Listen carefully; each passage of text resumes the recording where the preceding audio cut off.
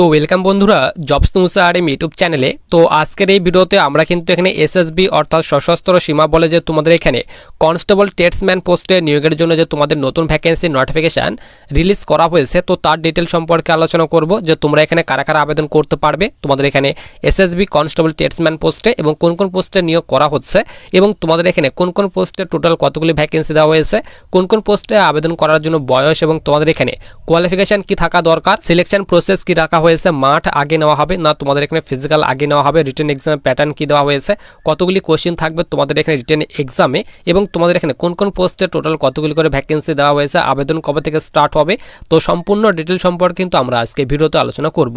তো দেখো আমরা কিন্তু এখানে অফিসিয়ালি যে তোমাদের নোটিফিকেশান সেটি কিন্তু আমরা এখানে ডাউনলোড করে নিয়েছি। সবার প্রথমে দেখে নাও তোমাদের এখানে যে এসএসবিতে তোমাদের কনস্টেবল টেটসম্যান পোস্টে যে নিয়োগ করা হবে, তো তোমাদের এখানে কোন কোন পোস্টে নিয়োগ করা হবে তার ডিটেলস এখানে দেওয়া হয়েছে।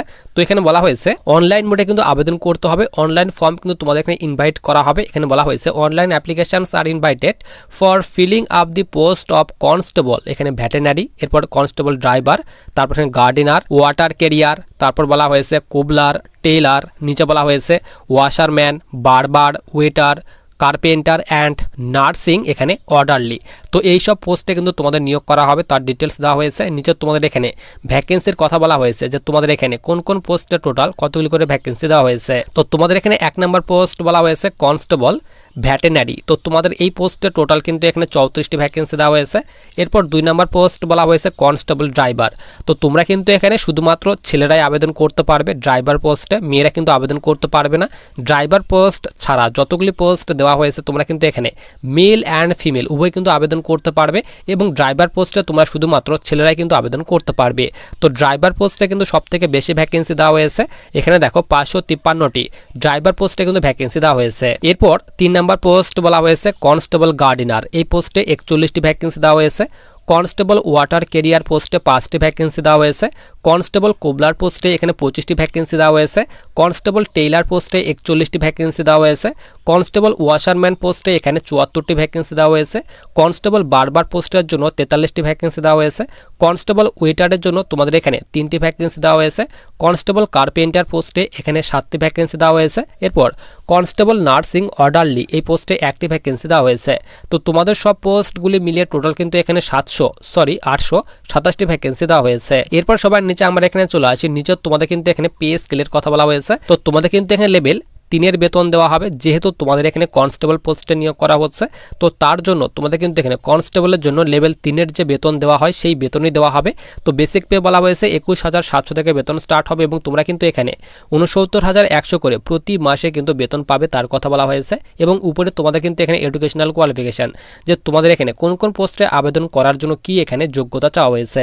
তো দেখো তোমাদের এখানে বলা হয়েছে কনস্টেবল ভেটেনারি, এই পোস্টে আবেদন করার জন্য বয়স চাওয়া হয়েছে 18 বছর থেকে 27 বছর বয়সের মধ্যে বয়স হতে হবে, এবং কোয়ালিফিকেশন চাওয়া হয়েছে তোমাদের কিন্তু এখানে 10th পাস অর্থাৎ মাধ্যমিক পাস করা থাকতে হবে সায়েন্স সাবজেক্টের সঙ্গে, এবং তোমাদের কিন্তু এখানে 1 বছর কিন্তু এখানে এক্সপিরিয়েন্স চাওয়া হয়েছে, তাহলে আবেদন করতে পারবে। এরপর কনস্টেবল ড্রাইভার পোস্টে আবেদন করার জন্য 18 বছর থেকে 27 বছর বয়সের মধ্যে বয়স হতে হবে, এবং কোয়ালিফিকেশান চাওয়া হয়েছে 10th পাস অর্থাৎ মাধ্যমিক পাস করা থাকতে হবে, যে কোনো পার্সেন্টেজের সঙ্গে তারা আবেদন করতে পারবে। এবং তোমাদের এখানে যেহেতু ড্রাইভার পোস্টে নিয়োগ করা হচ্ছে, তার জন্য তোমাদের কিন্তু এখানে মাধ্যমিক পাসের সঙ্গে সঙ্গে তোমাদের কিন্তু এখানে হেভি ভেহিক্যালের ড্রাইভিং লাইসেন্স কিন্তু থাকতে হবে, তাহলে কিন্তু তোমরা এখানে ড্রাইভার পোস্টে আবেদন করতে পারবে। এরপর তোমাদের এখানে কনস্টেবল এই সব পোস্টে যারা আবেদন করবে, এখানে বলা হয়েছে কনস্টেবল গার্ডেনার, তারপরে এখানে water career, cobbler, Taylor, washerman, বারবার এবং ওয়েটার। তো এই সব পোস্টে যারা আবেদন করবে, তো তাদের জন্য বয়স চাওয়া হয়েছে 18 বছর থেকে 23 বছর বয়সের মধ্যে বয়স হতে হবে, এবং কোয়ালিফিকেশান চাওয়া হয়েছে ম্যাট্রিকুলেশন, অর্থাৎ যাদের এখানে 10th পাস করা রয়েছে 10th পাসের সঙ্গে সঙ্গে 2 ইয়ারের কাজের এক্সপিরিয়েন্স চাওয়া হয়েছে রেসপেক্টিভ ট্রেড, অর্থাৎ যে ট্রেডে আবেদন করবে সেই ট্রেডে তোমাদের কিন্তু এখানে 2 বছরের কাজের এক্সপিরিয়েন্স থাকতে হবে। যেরকম কোবলার ট্রেডে আবেদন করলে তোমাদের কিন্তু কোবলার ট্রেডে কিন্তু কাজের এক্সপিরিয়েন্স থাকতে হবে। টেইলার পোস্টে আবেদন করতে গেলে টেইলার পোস্টে তোমাদের কাজের এক্সপিরিয়েন্স থাকতে হবে। তো যে ট্রেডে আবেদন করবে সেই ট্রেডের জন্য তোমাদের কিন্তু এখানে কাজের এক্সপিরিয়েন্স চাওয়া হয়েছে। অথবা যাদের এখানে কাজের এক্সপিরিয়েন্স নেই, তোমাদের যাদের এখানে 1 বছরের আইটিআই কোর্স করা রয়েছে, তারাও কিন্তু এখানে আবেদন করতে পারবে। এরপর এখানে কনস্টেবল কার্পেন্টার, এই পোস্টে আবেদন করার জন্য 18 বছর থেকে 25 বছর বয়সের মধ্যে বয়স হতে হবে, মাধ্যমিক পাস চাওয়া হয়েছে, এর সঙ্গে সঙ্গে তোমাদের কিন্তু এখানে 2 বছর কিন্তু কাজের এক্সপিরিয়েন্স চাওয়া হয়েছে।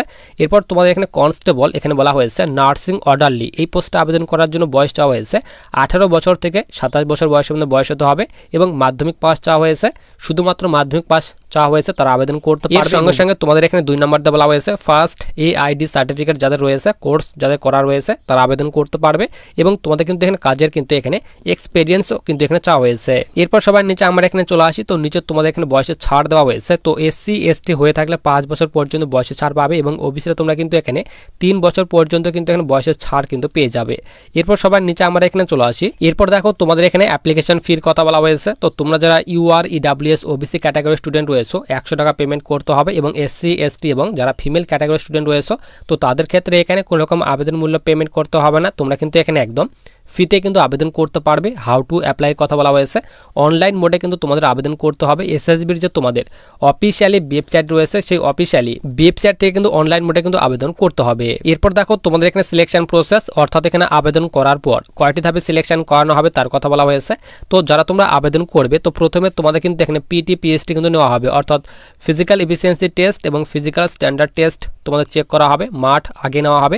তো এখানে বলা হয়েছে তোমরা যারা এইসব পোস্টে আবেদন করবে কনস্টেবল টেস্টম্যান পোস্টের জন্য তো তাদের ক্ষেত্রে এখানে 4.8 কিলোমিটার রানিং নেওয়া হবে, 24 মিনিট টাইম দেওয়া হবে ছেলেদের ক্ষেত্রে এবং মেয়েদের ক্ষেত্রে এখানে 2.4 কিলোমিটারের রানিং নেওয়া হবে। তোমাদের কিন্তু এখানে 18 মিনিট টাইম দেওয়া হবে তার কথা কিন্তু এখানে বলা হয়েছে। এরপর সবার নিচে আমরা এখানে চলে আসি, তো নিচে তোমাদের কিন্তু এখানে হাইট চেস্টের ডিটেলস ভাগ করে দেওয়া হয়েছে। তো তোমাদের কিন্তু এখানে পোস্ট অনুযায়ী কিন্তু এখানে হাইটের ডিটেলস ভাগ করে দেওয়া হয়েছে। তো তোমরা যারা কনস্টেবল ভেটেরিনারি পোস্টে আবেদন করবে তো এই পোস্টে আবেদন করার জন্য তোমাদের হাইট কিন্তু এখানে 170 সেন্টিমিটার চাওয়া হয়েছে ছেলেদের ক্ষেত্রে এবং মেয়েদের ক্ষেত্রে কিন্তু এখানে 157 সেন্টিমিটার হাইট চাওয়া হয়েছে।